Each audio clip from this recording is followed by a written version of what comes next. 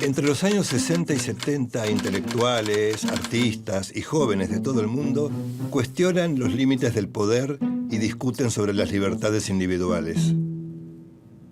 En este clima de cambio cultural, un pensador revoluciona los estudios sobre la sociedad. Obsesionado por los modelos de disciplinamiento, instala una nueva terminología para describir escenarios conocidos. Analiza el funcionamiento de los manicomios, las cárceles, los hospitales y los asilos de ancianos. Estructuras que lo llevan a redefinir los sistemas de poder instaurados y aceptados socialmente. Es así como en medio de la hoguera revolucionaria de los años 60 y 70, el filósofo francés Michel Foucault se convierte en el pensador más célebre del mundo. Modelo del intelectual versátil y polifacético, sus ideas inesperadas incomodan a la derecha y a la izquierda. A partir de Foucault es imposible mirar el mundo de la misma manera.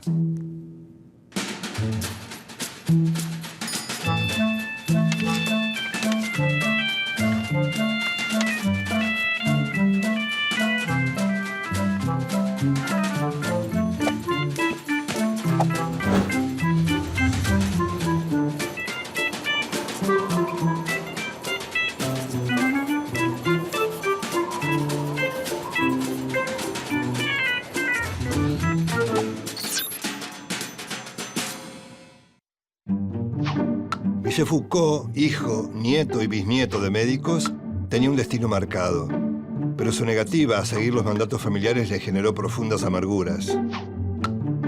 A una edad muy temprana descubrió su homosexualidad y también su profunda empatía por los seres que se mueven en los márgenes de la sociedad. Digno exponente de la modernidad, su objetivo fue iluminar las zonas de sombra de la sociedad y al mismo tiempo celebrar con alegría lo que llamó la fiesta del pensamiento. Sus estudios del sistema de poder parten del análisis de las cárceles. Foucault toma ese modelo de disciplinamiento social y lo amplía de manera inquietante a todo el espectro de los estudios sociales. Entre sus múltiples intereses, Foucault pone énfasis en la relación entre el poder y el saber. A partir del tópico saber es poder, se pregunta ¿cómo actúa el saber para articular el poder? Un grupo de poder establece qué es la verdad, pero no existe una verdad absoluta. Entonces, ¿qué significa saber?, se pregunta. El saber es lo que un grupo de gente comparte y que decide qué es la verdad. La verdad define lo correcto y lo incorrecto, la bondad y la maldad, lo normal y lo patológico.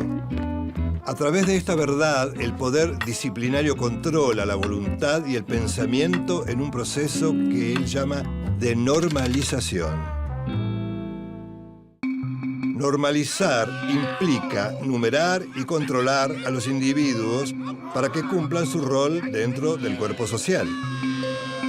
¿Y cómo se normaliza a un cuerpo social? Por medio del lenguaje.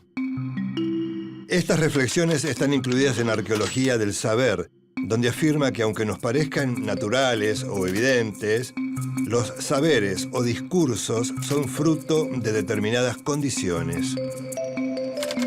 Las prácticas sociales han creado un lenguaje que se apoya en definir a algo por su opuesto. Este lenguaje define al discurso. La palabra discurso alude a cualquier cosa escrita o dicha. Pero Foucault le da además un sentido específico. Discursos son los escritos pertenecientes a un área de saber técnico y provisto de un saber específico.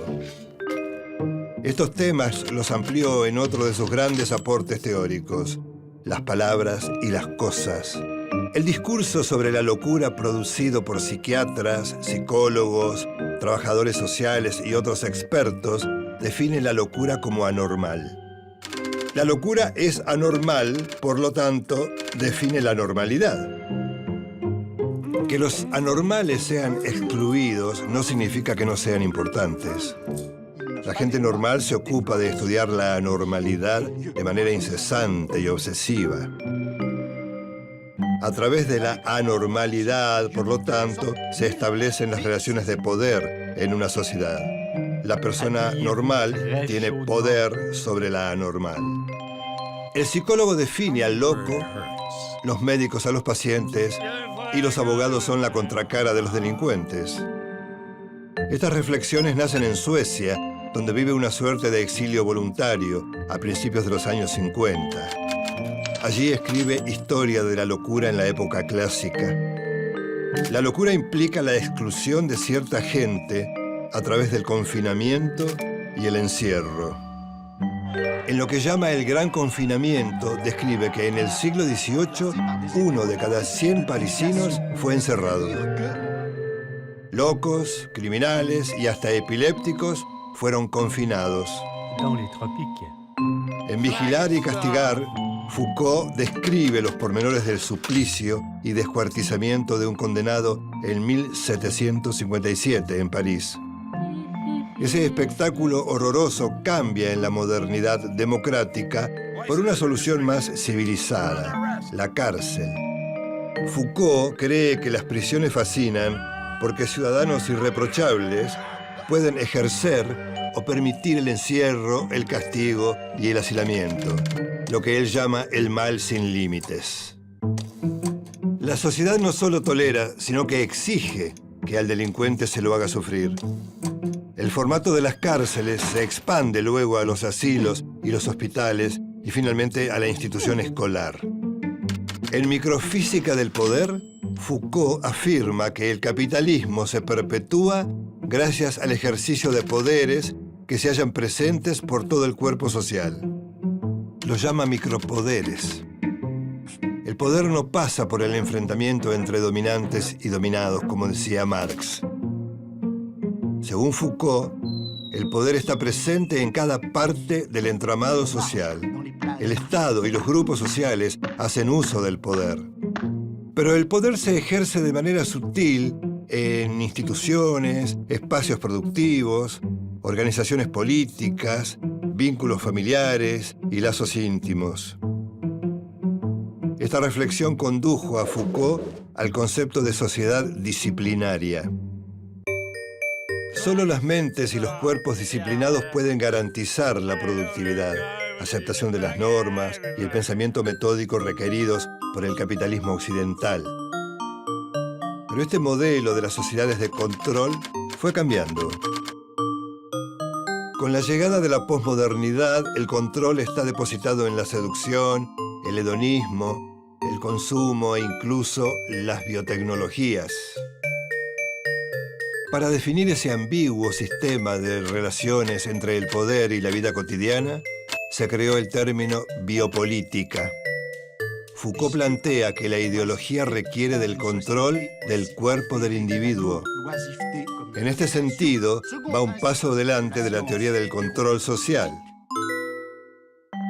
Para la sociedad capitalista, lo que importa ante todo es lo biopolítico. La función de la biopolítica es tratar de que los cerebros se autorregulen, o sea, se autocontrolen.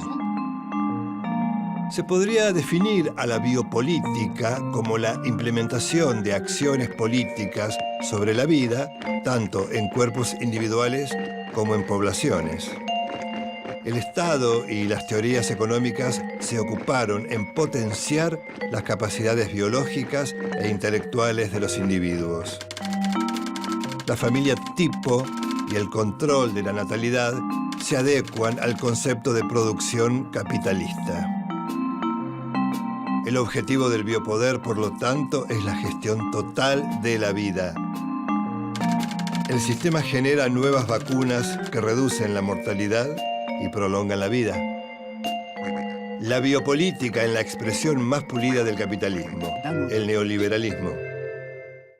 El mercado toma decisiones desmembradas de toda autoridad, ajustes de precios y tarifas, transferencias de dinero, redistribuciones antojadizas. En este esquema, los individuos no cumplen ningún papel. No es la explotación que denunciaba Marx, sino de la exclusión progresiva de masas de indigentes a los que se niega identidad. Según Foucault, las relaciones de poder varían debido a la resistencia. La libertad ética es un modo de resistencia a la trama de la biopolítica. Foucault coincidía con lo que un siglo antes había dicho su admirado Friedrich Nietzsche. El hombre de la modernidad es un ser centrado en sí mismo, incapaz de grandes deseos, dedicado a preservarse y a evitar el dolor. Resistir implica que el sujeto se tome como una obra de arte. Por eso Foucault preconiza el arte de vivir. Michel Foucault murió a los 58 años. Era portador del virus HIV-Sida cuando esa enfermedad era incurable. Para ese momento era el pensador más leído e influyente del mundo. Su idea de que el poder es una red compleja y multidireccional, discontinua y azarosa, define claramente el escenario internacional del nuevo siglo.